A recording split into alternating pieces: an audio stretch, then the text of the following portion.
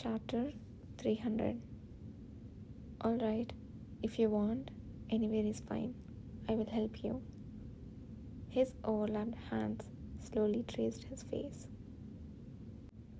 There was no particular sensation when Kishir touched his face, but when Yudhir felt the touch of the other's skin in his hands, it felt strangely unfamiliar. As his hands glided across the smooth cheeks, the straight nose, the warmth hidden beneath the strands of hair, and the soft forehead, Yudhir traced the features of Kishir in his mind. The sensation of the long eyelashes brushing his fingertips tickled. From just that fleeting touch, he knew Kishir was smiling with his eyes closed. His heart began to race faster. When Yudhir's hand grew slightly firmer, Kishir gradually withdrew the force from his hands that were supporting him. Yudhir, who had been too weak to move independently just moments ago, was now touching Kishir's face entirely on his own volition. His cautious movements gradually quickened as if bewitched. He hadn't even realized when one hand had turned into two. So, this is what his face felt like. Each touch drew a new image of the face in his mind. The things he thought he knew felt utterly unfamiliar. Kishir didn't resist, no matter where Yudhir touched. He had passively surrendered, exhaling hot breaths sporadically. Finally, Yudhir's hand moved down past the nose towards the lips, a part he had consciously avoided, but now it was the only place left untouched. As he gently caressed the upper lip and fumbled towards the end, a sigh, as though waiting for him, arose. A smile filled breath flowed out through the slightly parted lips. That tickles. The whispering lips brushed the tip of Yudhir's fingers, then pulled away. In that instant, Yudhir felt he could no longer resist merely touching him. The once gentle feelings boiled over into a fervent hunger.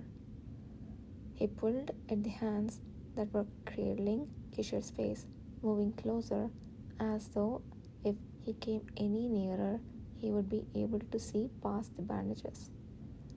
Kishir's previously smiling cheeks tensed up.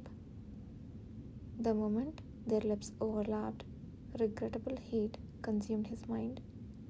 Kishir, who had seemed to be gently trying to push him away, froze. Feeling the laughter disappear from Kishir's lips through his own was a strange sensation. Despite having touched these lips countless times, the mere fact that he had been the one to initiate the touch made everything feel new. Kishir tried several times to remove him, placing his hands on Yudhir's back, but he could only grab onto the hem of Yudhir's clothing, not being able to stop him. Awkwardly, he parted the lips and touched the stiffened tongue. When Kishir hesitated, releasing his breath and attempting to pull his head back, the hand that had been pushing Yudhir away suddenly changed its direction and pulled him closer. In the unending darkness, only the tangible heat felt like a vivid reality. Breaths heavy with unsatisfied desire intertwined, flowing from their locked lips, pausing and resuming. The pounding heart he could feel against his chest was so intense it felt like it would burst. Whether it was his heartbeat or Kishir's, either couldn't tell. All he wished for was that the presence held desperately in his hands would not disappear. Until now, all the kisses between Yudhir and Kishir had been initiated by Kishir, reaching out first. But this time, it was the other way around. Yudhir was the one who moved first. A deep sense of self loathing stirred within him, yet, on some level, it felt as if he had long yearned for this moment. Despite the realization that it was wrong, he could not contain his desire.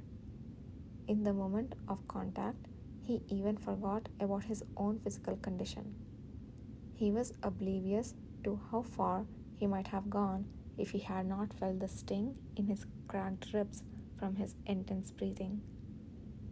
It was as if he had become a blind man lost in his emotions. No, I am indeed blind now. Yudhir sighed softly, feeling the rustle of the fresh bandages that Kishir had changed for him. He had not known until then that Kishir had been the one to change his clothes and bandages while he was unconscious. Such a task should have been entrusted to Lusan or others, yet he found himself speechless against Kishir, who replied curtly that the one caring should be the one most certain. Is it over now? Does it hurt? Yes.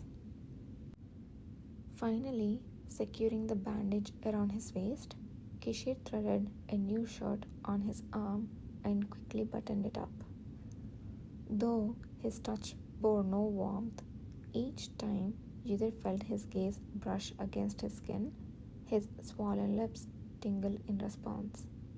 Yet each time his ribs also throbbed, so Yudhir endeavored not to focus on his emotions. Are you still hungry? I'm fine. Your fever seems to be rising again. The cold that had filled his body when he first woke up, as if he was encased in ice, had long since dissipated. The hand that touched his burning forehead dropped away with a sigh. I regret it. I should have refrained.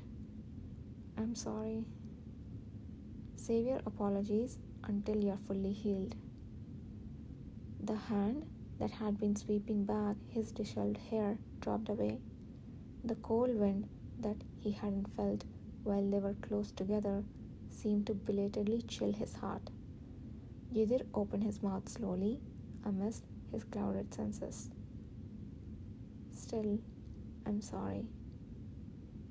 What do you have to be sorry for? He couldn't say what he was sorry for because he himself didn't have all the answers. As Yudhir remained silent, Kishir let out a small sigh. I will stay here until you fall asleep. Then I will go find a way to remove the traces of the amplification circle with the mages. There is no need for you to do so much. There is. I can't trust them completely. Once we find the answer, I plan on removing the traces of the amplification circle myself. But won't that reveal to everyone that you possess the power of a mage? That's true, but it doesn't matter. Have you forgotten? I came here to announce that I'm the owner of the divine sword. His pleasing voice emitted a dry chuckle. It's time everyone knew who I am, who we are, so that no one could ever take them lightly again. He seemed to hear the unspoken words in his head. In order to do that, I need to know exactly how much of a weakness you possess. I need to gather as much information as possible about your current state. Are you okay with that? When Yudhir remembered Kishir's expression upon discovering the fact that his power did not properly work against monsters, an image of it flickered across his mind before disappearing. He had expected him to be upset about the concealed weakness, but instead, his surprising request to be the one to share it caught him off guard. Of course. So far, only I and Priest Lusan are aware of this. Others might have figured it out on their own, but officially, they will act ignorant unless you bring it up. His casual way of speaking was possible only because, even in the urgency of the situation, he tried his best to respect either's will, suppressing the sharp pain that sprang up again in his chest. Either nodded. Thank you. I will tell the others. Good. I will tell Commander now about what do you want to discuss in this heat. Let's talk about it next time. But is it because you're still concerned about what was said before? Kishir hit the nail on the head. He sighed and continued speaking. It's okay. Of course, when I first noticed, I wished you had told me earlier. However, I don't think knowing it in advance would have been able to prevent the situation we are in now. He could feel his gaze sweeping over his bandage covered body. It's not a matter of trust. It probably just seemed natural to you. You, accustomed to being alone, couldn't have changed your nature overnight. Yet again, he asked nothing of either. The weight of that fact pressed heavily on his chest. The advice that briefly crossed his mind was one that Kishir in his previous life had often given. Despite having the same meaning, it felt much weightier than when he heard in his dreams. As he struggled to come up with something to say, opening and closing his mouth in stupor, Kishir gently intertwined his fingers with his. It's okay. I'm already satisfied that you reached out to me first. So, you don't need to push yourself today. There is still plenty of time. Plenty of time. What a strange thing to say. It felt even more odd to either than being told he didn't need to try harder. He exhaled deeply, feeling his tension unwind. I hope you don't have any nightmares this time. His faint voice was the last sound before all became silent.